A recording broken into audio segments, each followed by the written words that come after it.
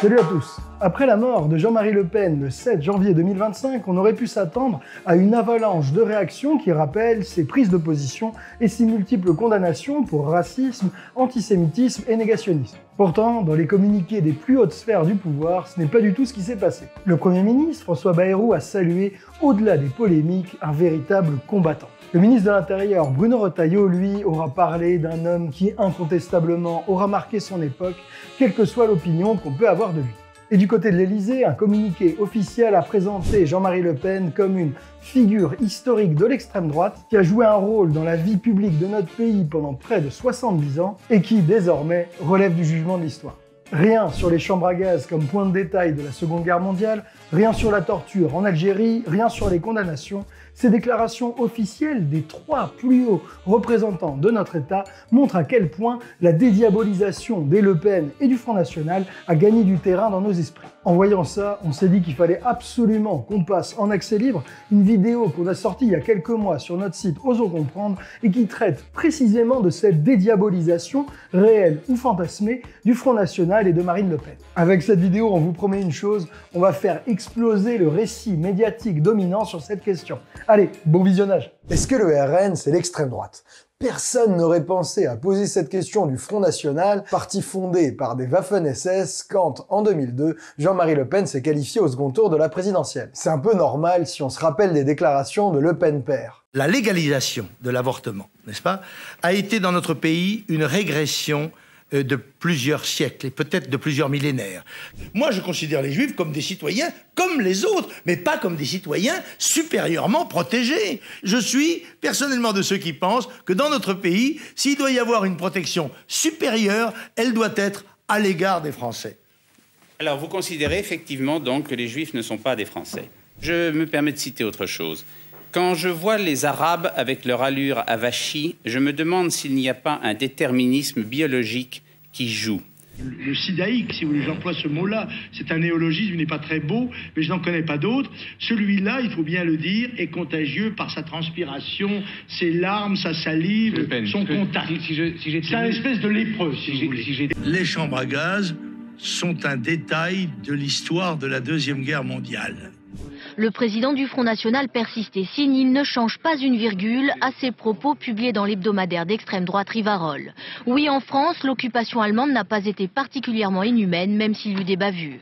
Pourtant, depuis que Marine Le Pen a pris la tête du parti en 2011, l'image du Front National s'est peu à peu lissée. La proportion de Français qui jugent le RN d'extrême droite, xénophobe ou dangereux pour la démocratie a fortement diminué ces dernières années. 80% des Français jugeaient le RN d'extrême droite en 2015, en 2023, c'est plus que 65%. Et les médias ne sont pas en reste depuis quelques années. Le discours des commentateurs politiques sur le parti ou sa candidate Marine Le Pen change peu à peu. La question de sa dédiabolisation se pose. Le RN, Rassemblement National, est-il toujours un parti d'extrême droite ? Certains médias ont même tranché la question. Dans la galaxie médiatique qui appartient à Bolloré, des médias comme CNews ou Europe 1, on ne parle plus de parti d'extrême droite, mais de parti à la flamme ou d'autres euphémismes. Pourquoi le RN est d'extrême droite selon vous ?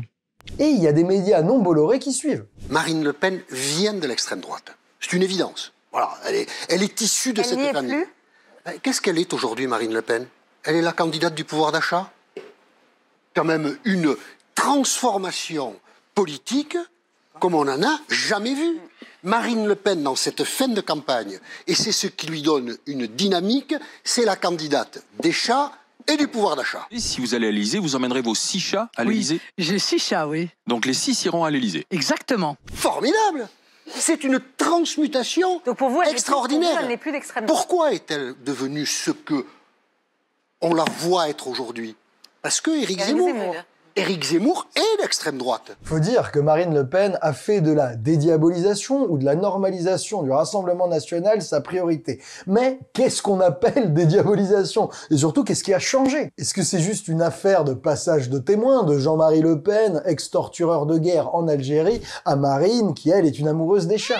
Ou alors, est-ce que c'est à chercher dans la communication politique, dans le style ? Est-ce que le programme du Rassemblement National a changé, s'est déradicalisé ? Est-ce que c'est l'environnement médiatique et politique qui s'est modifié pour se rapprocher petit à petit du Front National? Ou alors, est-ce que la dédiabolisation, c'est un mélange de tout ça? En posant cette question de la dédiabolisation, c'est toute l'évolution politique du Front National devenu Rassemblement National qu'on va analyser ensemble en nous basant le plus possible, vous allez voir, sur des éléments factuels, même quand on parle de sa communication. Faire ce travail aujourd'hui, alors que le RN se rapproche toujours plus des portes du pouvoir, nous apparaît tristement nécessaire. Surtout qu'à lire et à écouter les hommages rendus au multicondamné pour racisme Jean-Marie Le Pen, on dirait que la dédiabolisation du Front National et des Le Pen est parvenu à gagner de larges pans de notre classe politique.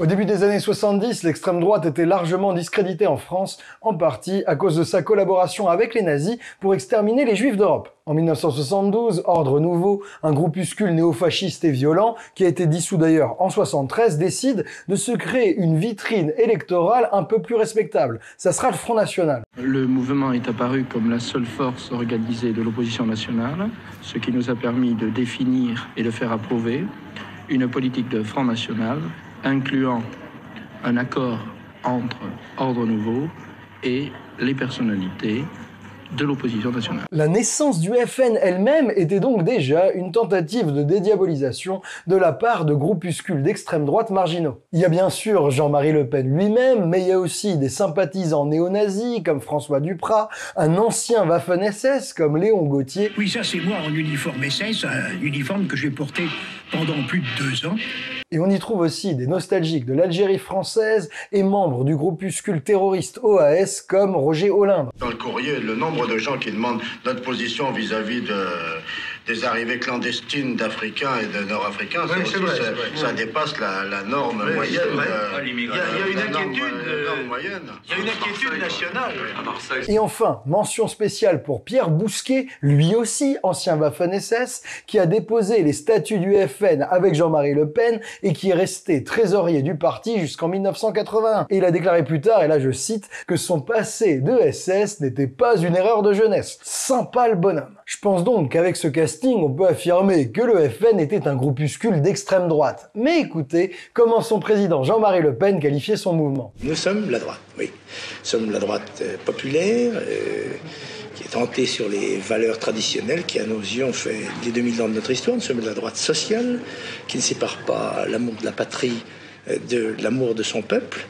Nous sommes aussi la droite nationale, pour qui le culte de la patrie est la forme la plus élevée de la solidarité entre les hommes de notre peuple. Vous le voyez, même quand il était littéralement entouré de ses copains nazis, Jean-Marie Le Pen se prétendait de droite et refusait déjà le qualificatif d'extrême droite. D'ailleurs, durant des années, Jean-Marie Le Pen a intenté des procès aux journalistes et aux opposants qui le qualifiaient de raciste ou de mouvement d'extrême droite. C'est des procès qu'il a perdus, mais il n'empêche, ça montre que Marine Le Pen n'est pas la première à refuser cette étiquette d'extrême droite. Son père, en un sens, l'a toujours fait. Mais bon, entouré de gens ouvertement néofascistes ou néonazis, c'était compliqué. C'est pourquoi, au début des années 80, Jean-Marie Le Pen charge son bras droit, Jean-Pierre Stirbois, d'expurger le parti de tous ses éléments les plus radicaux, comme l'ancien Waffen-SS Pierre Bousquet. Après la victoire à la présidentielle de François Mitterrand en 81, le FN obtient ses premiers scores à 2 chiffres. Ça a été largement oublié, mais à cette époque, le FN s'alliait avec la droite dans diverses élections. Ça a notamment été le cas en 83 au municipal de Dreux, en Eure-et-Loire, en Normandie, le tout avec la bénédiction de Jacques Chirac. Il n'y avait pas de victoire possible pour l'opposition sans l'action et la présence du Front National. On vous a raconté cette histoire en détail dans notre vidéo sur le Front républicain. À cette époque-là, la droite copiait des pans entiers du programme du Front National sur l'immigration, notamment avec la fin du droit du sol, par exemple. Mais ce qui, à la fin des années 80, a séparé le Front National de la droite, c'est d'abord et avant tout les sorties antisémites et négationnistes de Jean-Marie Le Pen, les fameuses provocations, dont la plus connue date de 1987. Je ne dis pas que les chambres à gaz n'ont pas existé. Je n'ai pas pu moi-même en voir, je n'ai pas étudié spécialement la question, mais je crois que c'est un point de détail de l'histoire de la Deuxième Guerre mondiale. Bon, même si, comme on vous le disait dans notre vidéo, on a localement de ci de là quelques mini-alliances électorales, globalement, à partir de ces sorties négationnistes sur les chambres à gaz, droite et extrême droite ne peuvent plus s'allier dans les élections. Alors d'un côté, Jean-Marie Le Pen y trouvait son intérêt politique à être séparé de la droite. Il pouvait retourner le stigmate, comme on dit, présenter le Front National comme un parti anti-système, rejeté par ce qui allait devenir l'UMPS, et donc un parti au-delà du clivage gauche et droite. Mais d'un autre côté, sans alliance électorale avec la droite, difficile de gagner quelque élection, que ce soit pour le FN. Voilà qui explique que jusqu'à aujourd'hui, le cordon sanitaire qui tient la droite à l'écart de l'extrême droite soit encore dans le viseur des tenants au Front National de la dédiabolisation. La dédiabolisation, parlons-en, cette stratégie et le mot même ont été forgés par une figure du Front National des années 90, Bruno Maigret. Et la dédiabolisation, c'est tout simple, c'est d'arrêter les provocations verbales, d'arrêter les dérapages, d'arrêter tout ce qui peut inutilement choquer l'opinion. Pour le reste, il ne s'agit pas d'abandonner des idées qui sont légitimes. Bruno Maigret, c'est un haut fonctionnaire qui entre au Front National en 87 après être passé par le RPR de Chirac. Son credo à lui, c'est de faire du Front National un parti de gouvernement en capacité de s'allier avec la droite. C'est Maigret et ses proches qui théorisent l'idée d'un FN diabolisé par le système, mis au banc du jeu politique par le gang des quatre, comprendre le Parti communiste, le Parti socialiste, le RPR et l'UDF, alias le système politique dans son ensemble. Et évidemment, si le FN est diabolisé par le système, il importe de le dédiaboliser, c'est-à-dire de casser le jugement moral qui met de côté ce parti politique. Là, il y a un point crucial à retenir. Dès qu'on parle de dédiabolisation du FN, on accepte l'idée d'une diabolisation du FN et on se cale donc sur une stratégie politique imaginée par Bruno Maigret à la fin des années 80, au début des années 90. Finalement, Marine Le Pen, d'une certaine manière, poursuit votre œuvre. Oui, enfin... Elle réussit ce que vous avez tout à faire.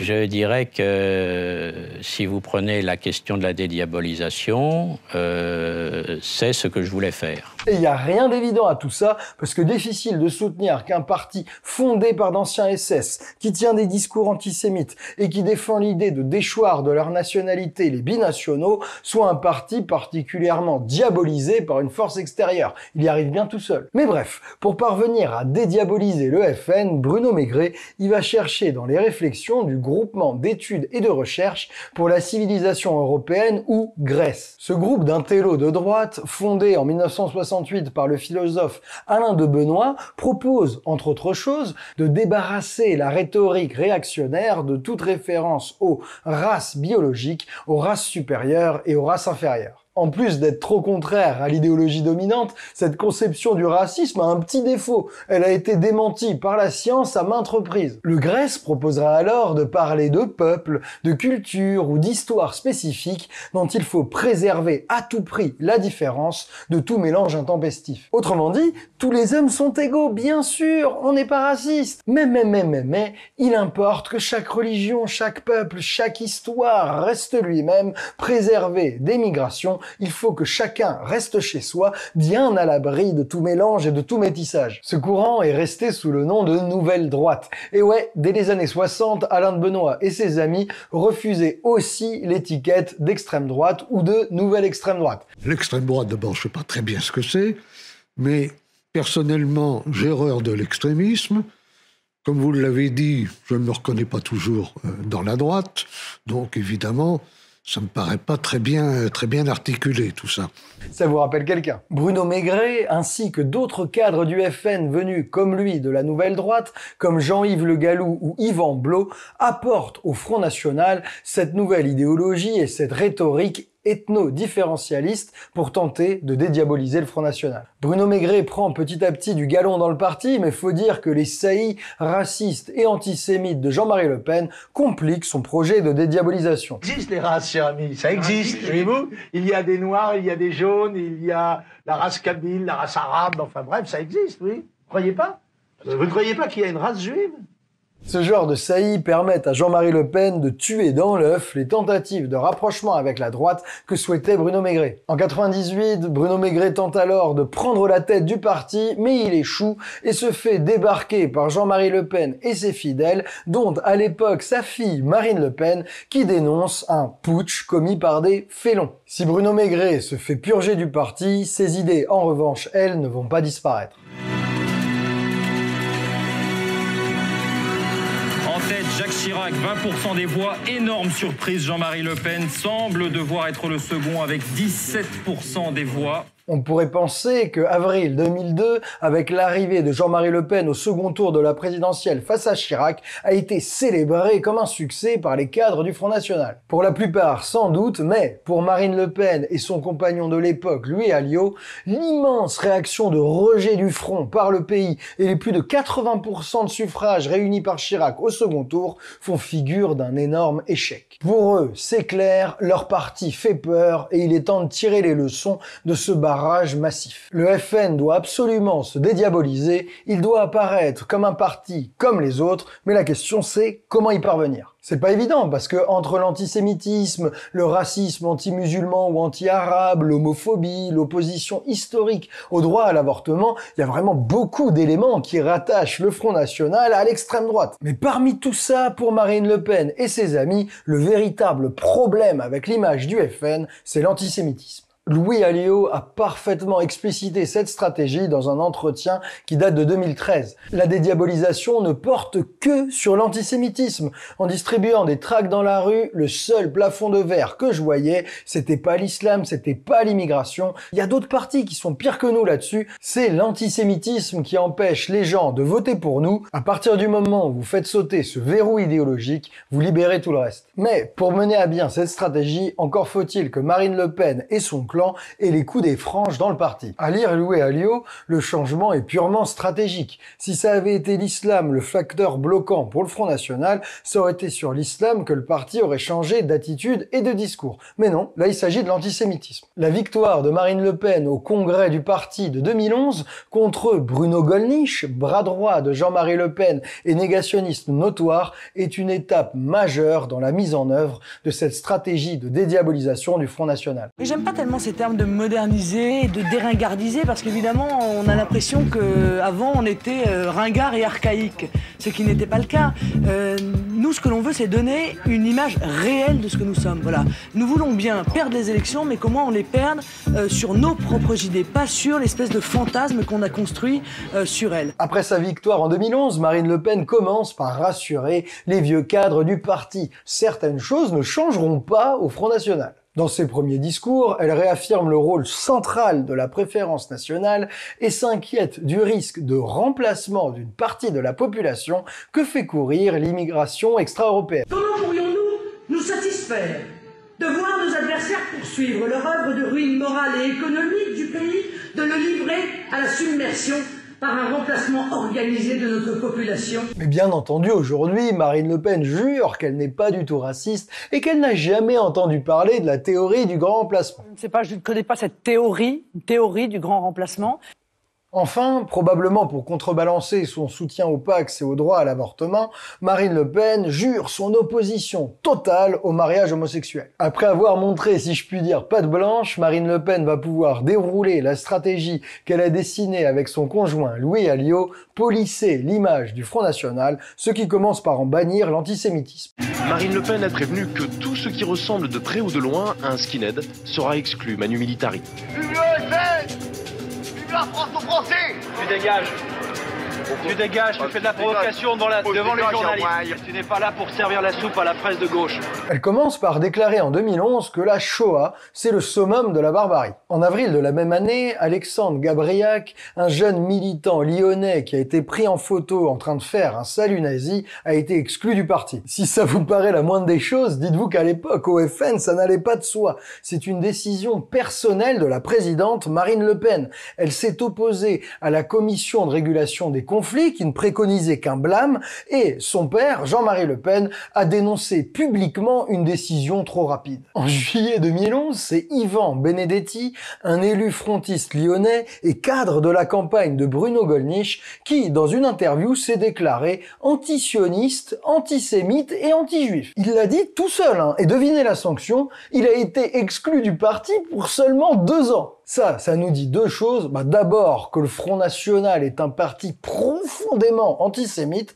et 2, que la stratégie voulue par Louis Alliot et Marine Le Pen, elle va pas être facile du tout à imposer. Marine Le Pen s'en rend bien compte, pour laver l'image d'un FN antisémite, y a pas le choix, elle va devoir tuer le père. On va pas vous refaire tout l'historique de l'antisémitisme de Le Pen père, du point de détail à Durafour crématoire, mais on va quand même vous partager une pépite qui, je vous jure, vaut le détour. En 1965, Jean-Marie Le Pen, avec quelques amis, dont l'ancien SS Pierre Gauthier, dirigeait une maison de disques qui éditait, entre les discours de Pétain, des plaidoiries fascistes et quelques autres joyeusetés, un disque comme celui-ci. Le Troisième Reich, voix et chant de la révolution allemande. Dedans, il y avait plein de discours nazis. Je sais pas si vous imaginez le niveau de détente qu'il faut pour euphémiser le nazisme en 65 et l'appeler simplement révolution allemande. Moi, je vous rassure quand même, pour ce disque, Jean-Marie Le Pen a été condamné pour apologie de crimes de guerre, la première condamnation d'une longue série. Revenons maintenant en 2014, où Jean-Marie Le Pen,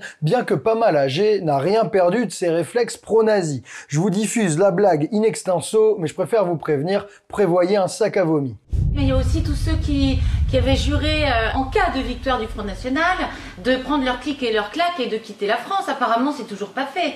Ah oui, c'est M. Noah, ça. Oui. M. Noah a dit qu'il s'était engagé à ne plus chanter en France si le Front National arrivait en tête de l'élection. Cochon qui s'en dédie. Et M. Bruel aussi. Ah oui, ça m'étonne pas. Oui, voilà. Écoutez, on fera une fournée la prochaine fois. Juste pour expliciter la ref, la fournée, ça fait référence aux fours crématoires qui ont éliminé les cadavres de millions de juifs, de tziganes, d'homosexuels et autres opposants au régime nazi. Marine Le Pen, qui est alors présidente du FN, réagit mollement à cette blague antisémite de son père. Elle fait retirer son blog du site officiel du parti. En avril 2015, par contre, Marine Le Pen tient son prétexte pour exclure le patriarche. En direct à la télé, il persiste sur les chambres à gaz. Est-ce que lorsque vous avez parlé de points de détail, vous avez regretté à un moment donné ou à un autre? Pas du tout. À aucun moment. À aucun moment. Ce que j'ai dit correspondait à ma pensée, que les chambres à gaz toujours étaient un votre détail pensée. de l'histoire de la guerre, à moins d'admettre qu'elle soit la guerre qui soit un détail Vous des chambres à maintenez gaz. ces propos? Oui, absolument, je les maintiens. Quelques jours plus tard, dans les colonnes de l'hebdomadaire d'extrême droite Rivarol, Jean-Marie Le Pen se permet de signer ses propos et ajoute en prime une ultime provocation, il prend la défense du maréchal Pétain. Marine Le Pen suspend immédiatement son père, fait modifier les statuts du parti et, après une très rapide bataille judiciaire, parvient à exclure Jean-Marie Le Pen du Front National. Depuis, le Front National version Marine Le Pen ne transigera plus sur l'antisémitisme. L'aboutissement de cette stratégie, c'est la participation de Marine Le Pen et du parti à la manifestation de lutte contre l'antisémitisme en novembre 2023. Les organisateurs n'ont pas dû lire les enquêtes sociologiques qui placent, année après année, les sympathisants RN en tête des scores d'antisémitisme. Il n'empêche que, pour poursuivre sa stratégie de dédiabolisation, Marine Le Pen ne va pas s'arrêter à cette seule rupture sur la question de l'antisémitisme. Je termine juste. Vous pouvez pas nier la réalité. Le monde a ne montré... regarde plus. Laissez-moi Marine Le Pen et elle ne parle plus comme elle a parlé avant. Mais c'est une évidence. Si vous lisez le journal Le changement. Monde... Marine Le Pen va diffuser dans le parti un enseignement rhétorique inspiré une nouvelle fois par la nouvelle droite. Démonstration avec ces documents de 1989. Ils proviennent de l'Institut de formation nationale, une structure très officielle du FN, chargée d'éduquer les cadres du parti. Cette note interne donne des conseils pour améliorer l'image du Front National à travers les prises de parole publiques. Un document édifiant. Pour séduire, il faut d'abord éviter de faire peur et de créer un sentiment de répulsion. Il est donc essentiel, lorsqu'on s'exprime en public, d'éviter les propos outranciers et vulgaires. Au lieu de dire « les bougnoules à la mer », disons qu'il faut organiser le retour chez eux des immigrés du tiers-monde. euphémiser au maximum les discours en ne désignant plus des personnes mais des concepts. Vous allez voir, cette stratégie est extrêmement efficace pour avoir un discours qui paraît moins radical et moins violent. Marine Le Pen dira de moins en moins les immigrés, mais de plus en plus l'immigration. Fini le slogan historique du lepénisme « 1 million de chômeurs, c'est 1 million d'immigrés de trop ». Maintenant, il faudra dire « l'immigration cause le chômage ». Comme ça, les mêmes idées passent, mais ça sonne plus comme une disserte de Sciences Po. Autre euphémisation, ne plus cibler les musulmans ou l'islam, mais parler de l'islamisme ou du fondamentalisme islamiste. Comme ça, les idées sont transmises à l'identique, mais ce ne sont plus des croyants qu'on attaque, c'est une idéologie et une idéologie radicale. Moi, ce que je souhaite faire, c'est lutter contre l'islamisme. Et je pense qu'il faut mettre en œuvre une loi de lutte contre l'idéologie islamiste. Donc, je m'entends, je le répète, je ne lutte pas contre une religion, je ne lutte pas contre l'islam, qui est une religion qui a toute sa place, il n'y a aucun problème. Je lutte contre l'idéologie islamiste, qui est une idéologie qui s'attaque au fondement de notre République, qui s'attaque à l'égalité homme-femme, qui s'attaque à la laïcité, qui s'attaque à la démocratie, qui s'attaque et qui cherche à imposer en réalité une loi religieuse qui s'appelle la charia. En 2012, elle insistera aussi sur le combat contre le mondialisme, un concept flou qui permet de dénoncer tout à la fois la trahison des élites UMPS, les délocalisations, la mainmise du FMI ou des autres institutions sur notre économie et l'immigration. Immigration qui, bien sûr, dilue les identités nationales, les peuples, leur histoire, tout ça. Mais en parlant de mondialisme, on convoque le registre de la souveraineté plutôt que celui de la xénophobie. Ces deux mondialismes aujourd'hui se font la courte échelle. Le mondialisme financier et affairiste, dont l'Union européenne, la finance et l'essentiel d'une classe politique domestiquée sont les serviteurs zélés. Le mondialisme djihadiste, qui porte atteinte à nos intérêts vitaux à l'étranger, mais aussi qui s'implante sur notre territoire national, dans certains quartiers, dans certains lieux, dans certains esprits faibles.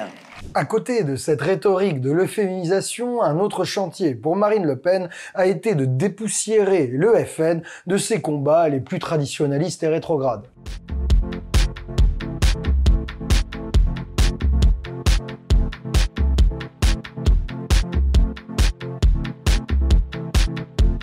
Prenons le droit à l'avortement. Le FN de Jean-Marie Le Pen y était fermement opposé. Je suis chrétien, donc je suis, par principe, contre l'avortement. Je pense que l'assassinat massif d'enfants, les photos que l'on a pu voir, correspondent en effet à une forme de génocide. Contre la frange catholique traditionnaliste proche de son rival Bruno Gollnisch, Marine Le Pen a réussi à faire changer son parti par petites touches. À la présidentielle de 2012, elle ne compte plus interdire purement et simplement l'avortement. Par contre, elle compte dérembourser les avortements dits de confort. Je ne suis pas pour remettre en cause l'avortement, mais je dis qu'il y a des dérives et des abus.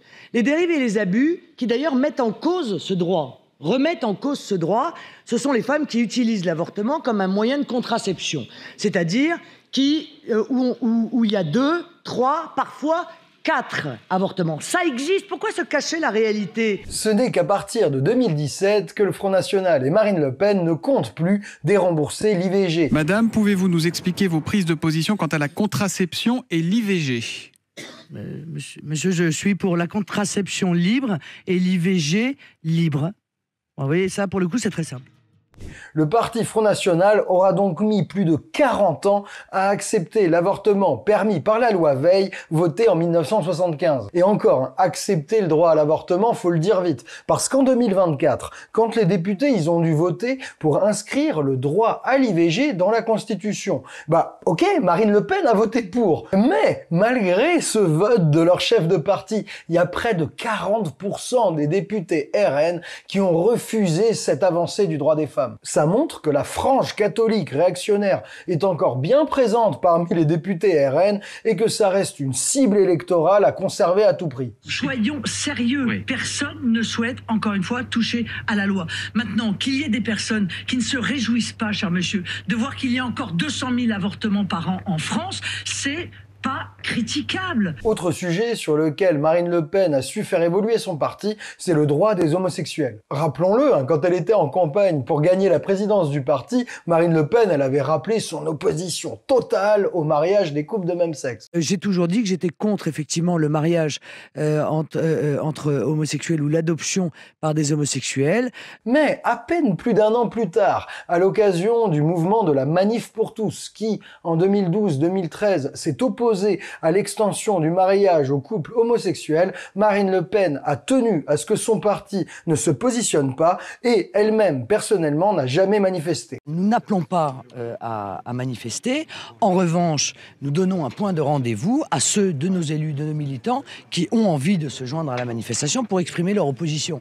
Voilà. Mais bon, l'aile conservatrice du parti, représentée notamment par Marion Maréchal Le Pen, par Bruno Gollnisch et même par le compagnon de Marine Le Pen, Louis Alliot, elle défilait dans tous les cortèges. Et pour bien montrer que cette non-présence de Marine Le Pen elle-même n'est pas forcément significative, il faut savoir que le programme du Front National à l'élection présidentielle de 2017 prévoyait toujours d'abolir la loi Taubira et de revenir sur le mariage pour tous. Il a fallu attendre 2022 pour que Marine Le Pen accepte de ne plus revenir sur ces droits des homosexuels. Même si ça a été difficile en raison du poids des réactionnaires dans le parti, on voit que Marine Le Pen a cherché à suivre avec du retard les évolutions de la société française. Elle a cherché à ne pas enfermer le Front National dans des positions conservatrices de plus en plus minoritaires. C'est très important d'avoir Madame Le Pen ici.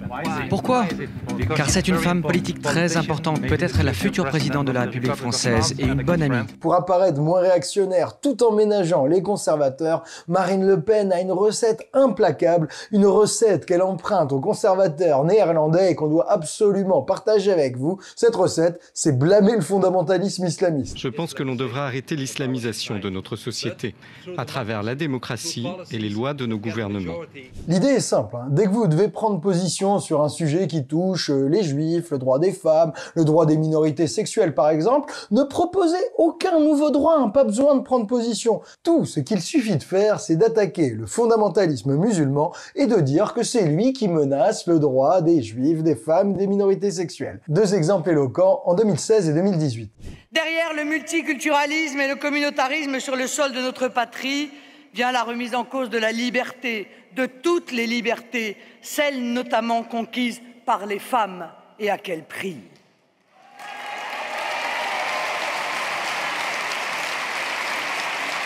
Notre pays vit une période folle qui voit le droit des femmes s'effacer de plus en plus rapidement derrière les victoires du fondamentalisme.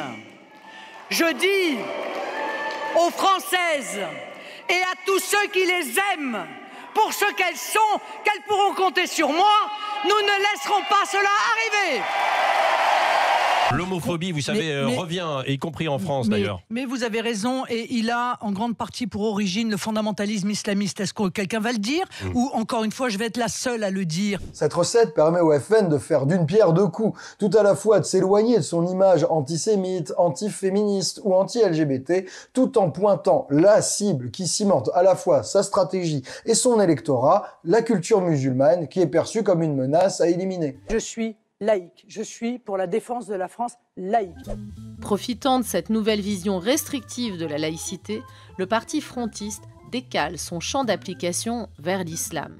Ça nous amène à une autre recette de la dédiabolisation à la sauce Marine Le Pen, c'est de ne plus cibler les musulmans pour ce qu'ils sont, mais d'emballer sa critique dans des signifiants inattaquables comme la République ou la laïcité. En 2017, par exemple, elle propose l'idée, au nom de la protection du droit des femmes, d'étendre la laïcité à l'ensemble de l'espace public. Je suis pour que la loi de 2004 soit élargie à l'ensemble de l'espace public. Ça veut dire interdire de porter, même dans la rue, le voile islamique et pas la kippa, allez savoir, je sais pas du tout comment ils vont faire. Alors là, bien sûr, celles et ceux qui ont déjà vu nos vidéos sur la laïcité à la française, ils savent très bien que c'est contraire à la fois à l'esprit et au texte de la loi de 1905. La laïcité protège justement la liberté de vivre sa religion comme on l'entend dans l'espace public tant qu'on ne nuit pas à la liberté des autres. S'attaquer au droit de porter sur sa tête un voile ou une kippa dans l'espace public, c'est donc s'attaquer à un principe fondamental de la laïcité. laïcité. C'est le Front National qui a été le fer de lance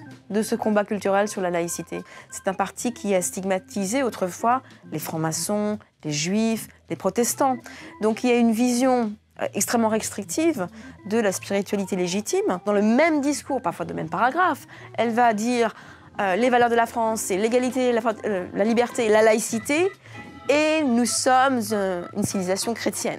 Mais comme peu de gens pointent ce dévoiement de la laïcité chez Marine Le Pen et chez d'autres, Marine Le Pen va pouvoir tranquillement, dans ses discours, habiller sa critique et son rejet du mode de vie des musulmans comme une défense de la République et de la laïcité. La réalité, c'est que l'immigration est massive dans notre pays et que la submersion migratoire que nous vivons n'est pas un fantasme. C'est le secret peut-être le mieux gardé de la mondialisation. C'est son principe, c'est son moteur.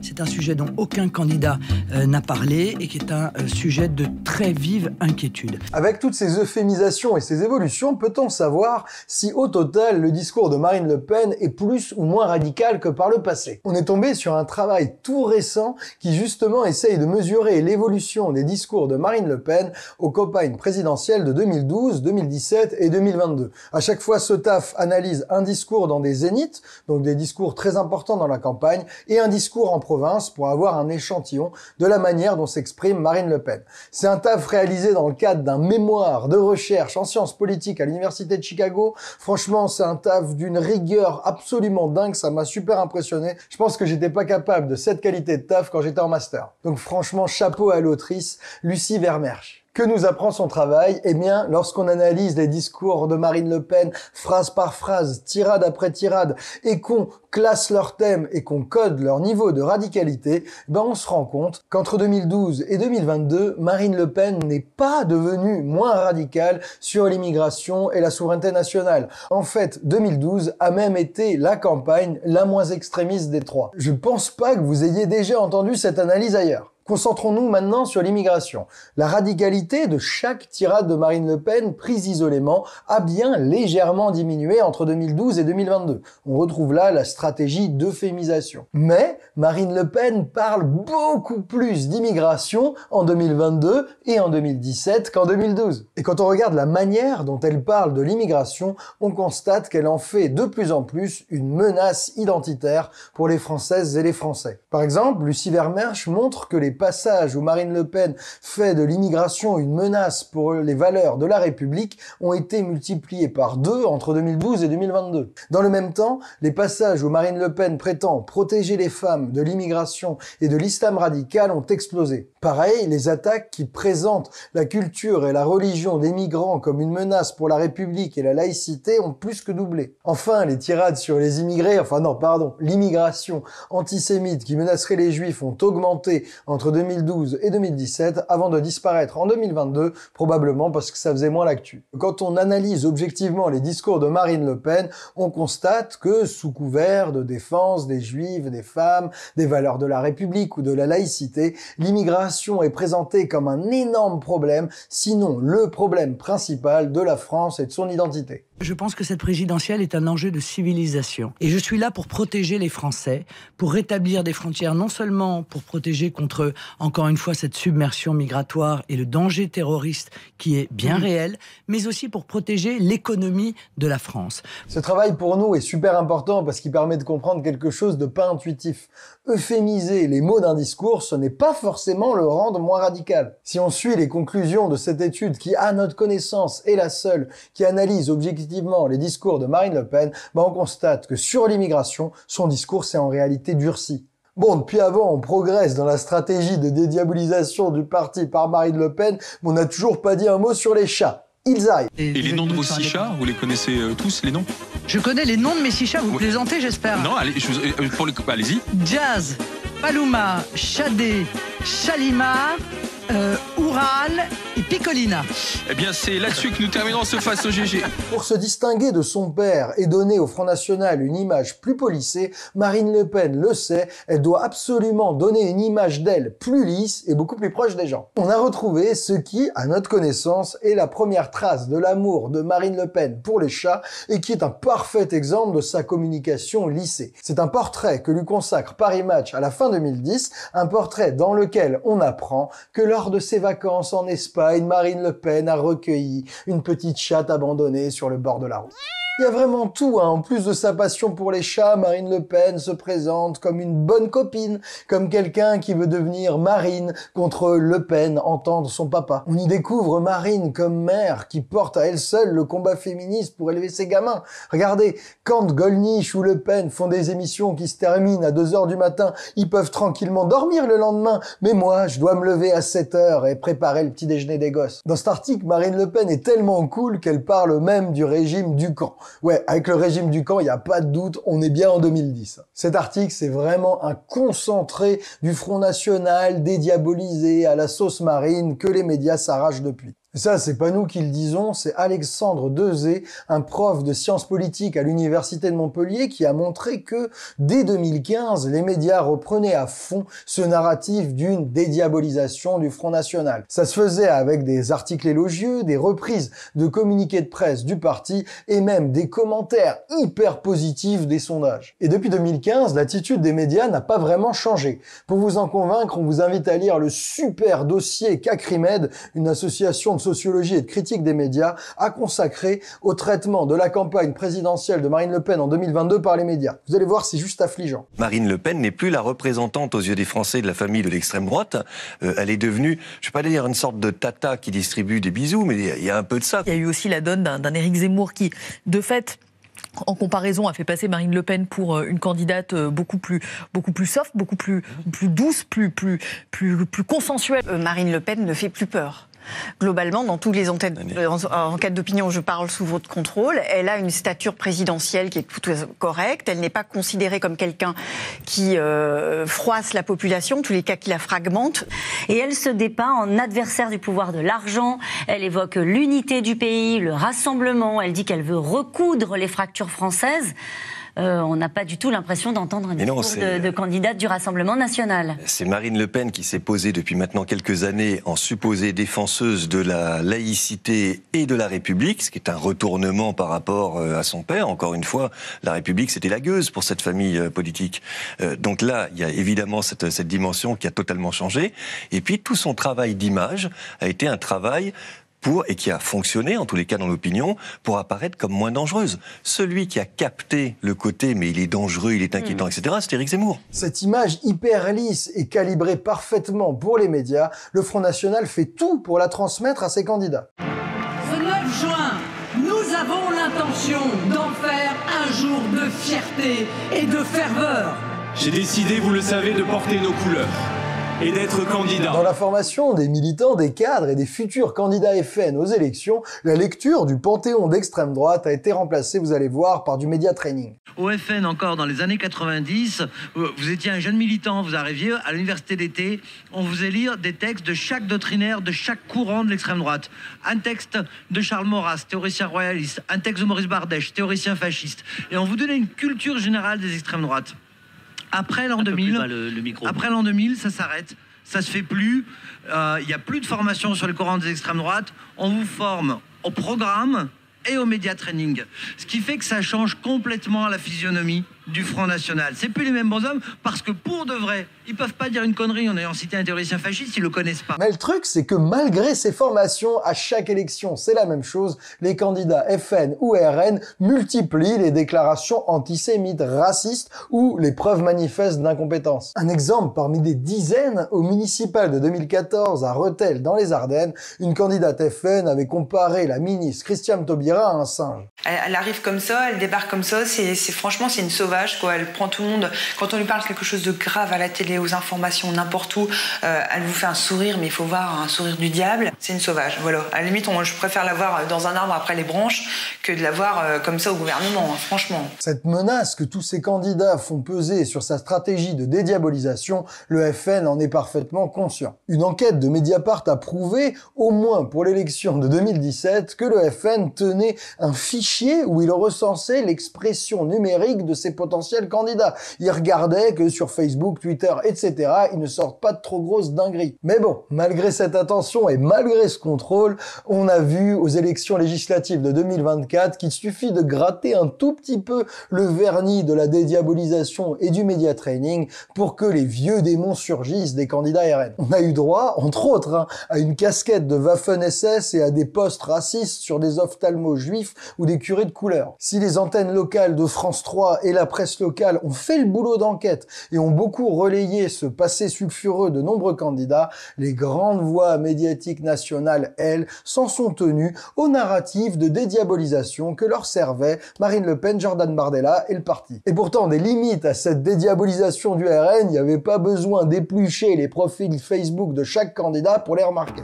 Quand vous voyez que je suis arrivé en tête, y compris d'ailleurs aux européennes en Outre-mer, et vous vous rendez compte que, évidemment, ces accusations de xénophobie n'ont aucun sens. Je veux dire, je pense que beaucoup de Français prennent conscience qu'on peut très bien vouloir maîtriser l'immigration sans avoir de sentiments négatifs, si vous voulez, à l'égard de quiconque.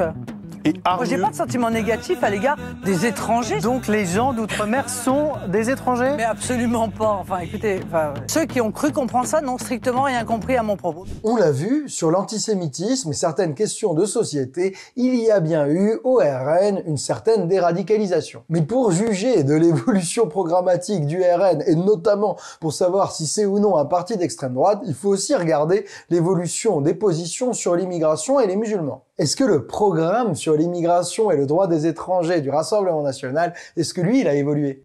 Je vais vous parler de priorité nationale. En général, on fait ouh bon. Je vois que vous êtes en train de vous endormir. Eh bien non, le programme du FN sur l'immigration est resté largement inchangé depuis 2011 et l'arrivée de Marine Le Pen à la tête du parti. Au présidentiel de 2022, le programme du RN prévoyait toujours de supprimer le droit du sol, de supprimer le regroupement familial, d'enlever la carte de séjour aux étrangers qui n'ont pas travaillé depuis 1 an, même s'ils étaient en France en situation régulière depuis 15 ou 20 ans. Il y avait aussi la suppression des aides sociales pour tous les étrangers qui travaillent en France depuis moins de 5 ans. On pouvait lire aussi la priorité nationale dans l'emploi et dans les HLM. Ça veut dire que si une famille française de classe moyenne veut d'un HLM, elle va passer avant la famille d'un travailleur étranger, même si elle est méga pauvre. Enfin, pour les étrangers grands classiques, on y retrouvait la suppression de l'aide médicale d'État. Pour les musulmans, on avait l'interdiction du foulard dans l'espace public, mais encore une fois, pas de la kippa, on sait pas comment. Le programme du RN de 2022 prévoyait aussi d'affaiblir le droit d'asile en ne traitant que les demandes qui ont été faites hors du territoire français et prévoyait même d'instaurer un délit pour aider sur le territoire un migrant en situation irrégulière. Cet inventaire n'est pas exhaustif, on pourrait développer en détail chaque point, mais l'esprit est toujours le même, rogner toujours plus le droit des étrangers et des musulmans, avec l'espoir un peu chimérique que ça décourage l'immigration vers notre pays. Seule évolution notable, en 2022, Marine Le Pen a abandonné l'idée d'interdire totalement la binationalité, elle veut simplement interdire certains emplois aux binationaux. Aux législatives de 2024, cette mesure, clairement anticonstitutionnelle, a fait polémique. On vous explique d'ailleurs les détails dans cette vidéo. Et c'est pourquoi Jordan Bardella a passé son temps à en minimiser la portée. Je vois pas la difficulté que pose vis-à-vis de telle ou telle personne l'interdiction de doubles nationaux. Enfin, est-ce qu'aujourd'hui on imagine des franco-russes travailler au ministère des Armées? Maintenant, je veux bien qu'on passe la campagne dessus, moi ça me pose aucun problème, mais c'est minoritaire. Enfin, durant la campagne de 2022, Marine Le Pen a semblé lâcher sa mesure clairement anticonstitutionnelle et anti-laïque d'une interdiction du voile dans l'espace public. Voilà pour les évolutions. En tout cas, on peut retenir une chose, sur l'immigration, la dédiabolisation, ça se cantonne à la communication. Le programme est resté largement inchangé depuis les temps de Jean-Marie Le Pen. Mais bon, si on a vu que ni le discours ni le programme de Marine Le Pen ne se sont vraiment dédiabolisés, en tout cas sur l'immigration. Alors, est-ce que cette image d'un parti qui ne serait plus vraiment d'extrême droite ou qui ne serait plus vraiment si diabolique, est-ce que ça viendrait pas du champ médiatique et du champ politique qui, dans l'intervalle, se serait rapproché des positions du Rassemblement national? Vous savez, moi, je n'ai jamais voulu faire d'accord avec Madame Le Pen, Mais je trouve scandaleux qu'on dise qu'elle n'appartient pas à l'arc républicain. C'est absurde. Un parti qui a le droit de présenter des candidats aux élections est républicain. Un parti qui a plus de 100 députés, il est républicain. Qu'est-ce que c'est que cette histoire? Malgré tous les efforts du Rassemblement national, le cordon sanitaire qui empêche la droite classique de s'allier à ce parti d'extrême droite n'a pas encore complètement disparu. Si le patron des Républicains, Éric Ciotti, s'est bien rallié au Rassemblement national lors des législatives de 2024, il a été suivi par quasiment aucun cadre de son parti. Une alliance avec Marine Le Pen, clairement, c'est ce que vous nous annoncez? Une alliance avec le Rassemblement national, avec ses candidats, une alliance à droite, avec tous ceux qui se retrouvent dans des idées droites, dans des valeurs de droite. Hier, Éric Ciotti a écouté ses militants. Ça arrive parfois pour un chef politique. La majorité souhaite une alliance avec le Rassemblement national, non qu'il soit aligné sur les propositions de Jordan Bardella, mais parce qu'il existe des passerelles entre les Républicains et le Rassemblement national. Ça pourrait s'appeler le programme commun de la droite. On pourrait naïvement croire que ce qui empêche cette droite dite républicaine de s'allier au Rassemblement national, c'est la teneur de son programme hyper radical et violent contre l'immigration. Mais le truc, c'est que quand on regarde l'évolution des positions des Républicains précisément sur l'immigration, on voit qu'ils se rapprochent de plus en plus de celles du Rassemblement national. Le moment où ça s'est manifesté de manière éclatante, c'était lors de la négociation de la fameuse loi immigration votée fin 2023. Délit de séjour irrégulier, durcissement du regroupement familial et du droit du sol, conditions pour toucher les aides sociales à 5 ans de résidence en France, les Républicains et le Rassemblement national ont négocié ensemble un texte tellement dur sur l'immigration qu'il en était largement anticonstitutionnel. Et oh surprise, quand on voit comme les programmes se confondent,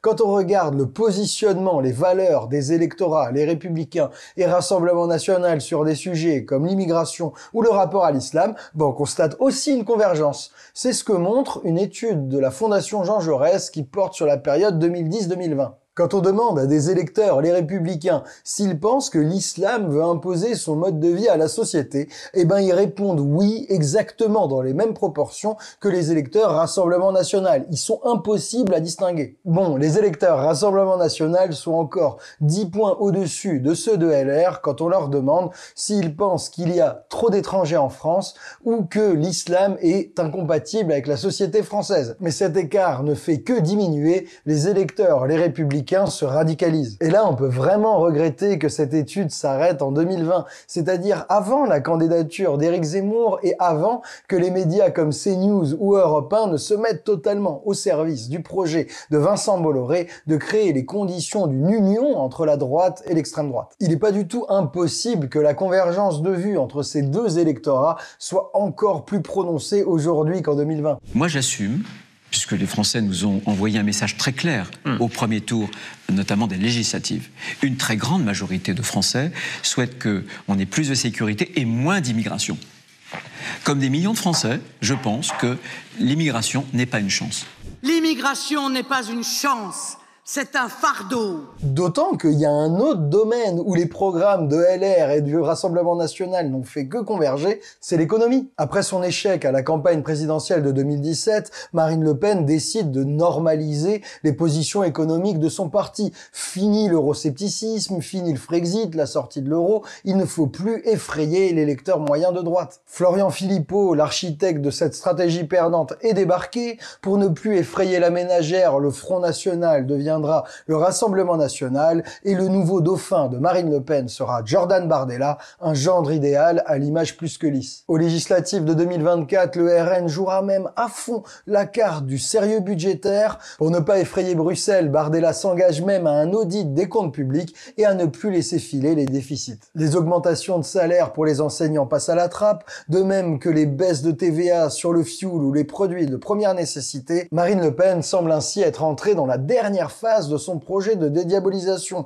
entre les multiples reculades sur l'économie, dont l'abandon du gros du programme social du RN, et les convergences de vues sur l'islam et l'immigration, plus grand chose ne s'oppose à ce que l'électorat de droite ne porte la candidate RN jusqu'à l'Élysée. D'autant qu'en acceptant le gouvernement de Michel Barnier négocié avec Emmanuel Macron, le Rassemblement national continue de jouer à fond la carte de la respectabilité à l'Assemblée nationale. Mais bien sûr, rien de tout cela n'est écrit, il faudra faudra voir les positionnements réels du RN et de la droite à la présidentielle de 2027 ou aux éventuelles législatives de 2025. Et puis aussi, à force de reculer sur l'économie et le social, le RN pourrait peiner à convaincre les catégories populaires. Si les seules mesures sociales se limitent à restreindre les droits pour les étrangers, ça risque de faire un peu léger. Bref, avant de voir un Le Pen à l'Élysée, rien n'est encore fait, et pour nous, il est temps de conclure. Et vous êtes seul, je parle du Front National, personne ne veut de vous.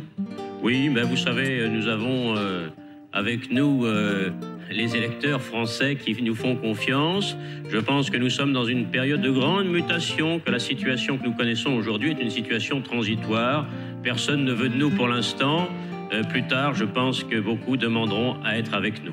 Quand on parle de dédiabolisation du Front National, il n'y a pas grand monde qui sait que c'est un mot et une stratégie qui nous vient du Front National lui-même. Et que Marine Le Pen n'est pas du tout l'autrice de cette stratégie, ça nous vient d'un personnage obscur et un peu oublié du parti, Bruno Maigret. Le mot même de dédiabolisation est un mot piégeux, parce qu'il suggère que l'image d'un parti xénophobe, raciste, dangereux pour la démocratie, viendrait de l'extérieur, de la vision des commentateurs, et non pas des positionnements du parti, de son programme et des déclarations de ses candidats. Le but de la première dédiabolisation à la sauce Maigret, ça a été d'expurger du parti la rhétorique ouvertement raciste, afin de rendre possible des alliances avec la droite, bref, de casser le cordon sanitaire pour prendre le pouvoir. Mais le truc, c'est que Jean-Marie Le Pen, lui, était opposé à ce projet d'union. Donc, quand Maigret a voulu être calife à la place du calife, il s'est fait gentiment éjecter et son projet de dédiabolisation avec lui. Ce n'est qu'après la défaite de 2002 et le barrage massif contre Le Pen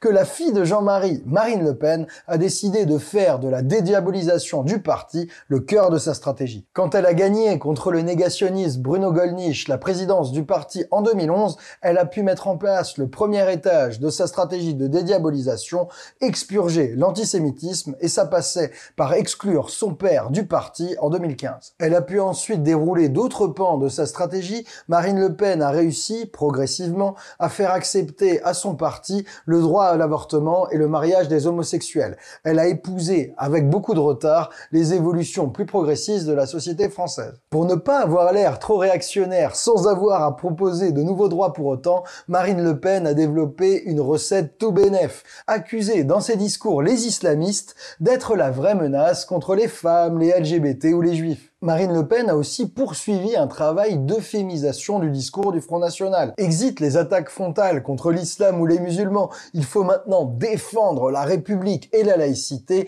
contre la menace du fondamentalisme islamique. Comment le RN pourrait-il être un parti anti-républicain quand il défend la République de son danger totalitaire ? Vous voyez comme c'est habile. La communication externe du parti a été aussi ultra lissée pour plaire aux médias. Marine Le Pen s'est transformée en bonne copine et en candidate des chats, et les autres candidats et cadres du parti ont changé de formation. Exit la lecture des penseurs d'extrême droite néofascistes, place au média training et à l'apprentissage de l'euphémisation du programme. Mais bon, il y a quand même un domaine où le programme de Marine Le Pen est resté étonnamment proche de celui de son père, c'est le droit des immigrés et l'immigration. Malgré l'abandon récent de l'interdiction du voile dans la rue et de l'interdiction pure et simple de la binationalité, le RN continue de défendre des mesures hyper radicales et très souvent anticonstitutionnelles. Bref, sur ces sujets importants, difficile de dire que Marine Le Pen s'est déradicalisée ou dédiabolisée. Mais si ce programme qui n'a pas bougé choque moins, c'est peut-être qu'une partie de la classe médiatique et de la classe politique s'est rapprochée du RN sur ces questions.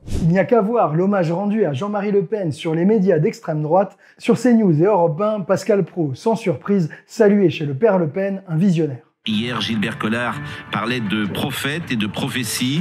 J'irai pas jusque-là, mais moi je parle de visionnaire. Il est en tout cas le seul, toute obédience politique réunie, le seul à avoir perçu le danger de l'islam. Le danger de l'islam. Le danger de l'islam. Le danger de l'islam. Ah! Le Figaro Magazine, lui, faisait sa une sur l'histoire du tribun qu'était Jean-Marie Le Pen. De tels hommages illustrent que la dédiabolisation du Front National a si bien progressé qu'il n'est aujourd'hui plus coûteux pour des médias de masse, certes de droite et d'extrême droite, de dissimuler complètement le racisme et la haine du multicondamné Jean-Marie Le Pen. En réalité, sa réhabilitation a même commencé. Et du côté des partis politiques de droite, les digues ont également sauté. C'est notamment le cas, on l'a vu, de LR qui a négocié conjointement la loi immigration avec le RN et dont l'électorat devient difficile à distinguer de l'électorat frontiste. Surtout que sur l'économie, le RN de Marine Le Pen et de Jordan Bardella a fait le chemin inverse. Il s'est rapproché des positions des Républicains. Exit le Frexit, exit la sortie de l'euro et même maintenant on voit les mesures les plus sociales du programme du RN abandonnées les unes après les autres sous l'autel de la rigueur budgétaire. Ce rapprochement avec la droite observé durant les législatives de 2024 semble être la dernière étape dans la stratégie de dédiabolisation de Marine Le Pen. Suffira-t-elle à casser ce cordon sanitaire? Suffira-t-elle à obtenir une alliance avec les Républicains pour gagner une élection majeure? Seul l'avenir nous le dira. En tout cas, nous on espère vraiment que vous avez apprécié cette vidéo et que vous avez senti qu'on a essayé d'être juste et mesuré dans notre traitement du sujet. On a aussi probablement oublié quelques éléments, parce que c'est vrai que quand on tire le fil de ce concept un peu flou qu'est la dédiabolisation, c'est toute l'histoire du FN et du RN qui vient. On a donc dû faire des choix et en vrai c'était pas toujours facile de savoir ce qu'il fallait raconter ici et ce qu'il fallait laisser pour d'autres vidéos. Parce qu'il y a pas mal d'aspects du programme du RN et des aspects très radicaux qu'on a laissés de côté aujourd'hui. Comme par exemple la privatisation de l'audiovisuel public. Ça agrandirait encore la mainmise des milliardaires sur notre information.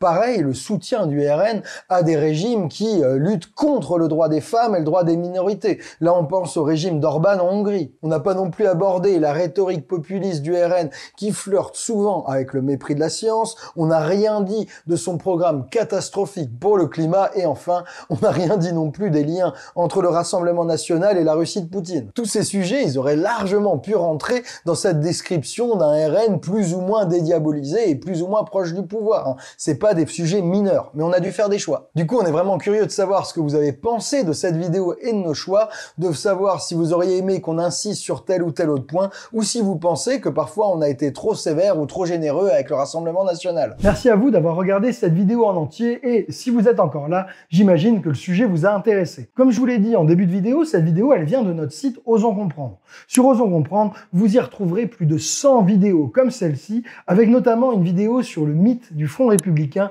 dans laquelle on revient notamment sur l'histoire oubliée des alliances entre le RPR de Jacques Chirac et l'extrême droite de Jean-Marie Le Pen. Toujours sur Osons Comprendre, et là, sur un des sujets fétiches de l'extrême droite, une vidéo qui se pose la question: la France est-elle vraiment plus dangereuse aujourd'hui qu'auparavant? On revient sur cette question de l'insécurité sans tabou et avec des faits objectifs et vérifiables, et vous verrez, la conclusion n'est peut-être pas celle à laquelle on s'attend tous. Franchement, pour nous, c'est une vidéo incontournable. Produire des vidéos comme celle dont je viens de vous parler ou comme celle que vous venez de voir, ça nous demande énormément de temps de recherche, d'écriture et de montage, et pour ça, on a besoin de temps et de moyens. Si vous voulez nous soutenir dans notre travail de résistance informationnelle et médiatique, dans un monde où l'extrême droite, via Bolloré et ses amis, prend de plus en plus de terrain dans les médias, à la fois à la télé et sur le net, n'hésitez surtout pas à nous rejoindre sur notre site Osons Comprendre. C'est comme ça que vous pouvez soutenir notre travail, c'est notre seule source de revenus à l'heure actuelle. On dépend totalement des abonnés du site pour produire nos vidéos, donc un grand merci à eux. N'hésitez pas non plus à commenter, à liker et surtout à partager cette vidéo à vos amis, à vos proches, à votre famille. Cette question de la dédiabolisation du Front National, est-ce que c'est un parti ou non d'extrême droite, c'est une question qui est au cœur de notre vie politique actuelle et qui malheureusement a des chances d'y rester pour un paquet de temps. Donc on compte sur vous pour diffuser le message au maximum. Moi je vous souhaite une excellente année et je vous fais de gros bisous. Je vous dis à bientôt sur Osons Causer ou pourquoi pas sur Osons Comprendre. Ciao les amis.